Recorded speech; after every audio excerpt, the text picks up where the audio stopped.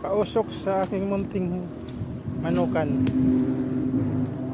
Ayan nating manok dyan ah. Yun, nagpapahinga yung mga manok. Ayan oh. Kita nyo? Ayan oh. Saka andyan yung bag. Ayan oh. Papahinga sila. Pausok kasi para mawala yung lamok. Diba?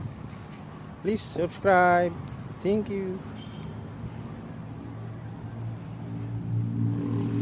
Ayan, ito mapuno dito.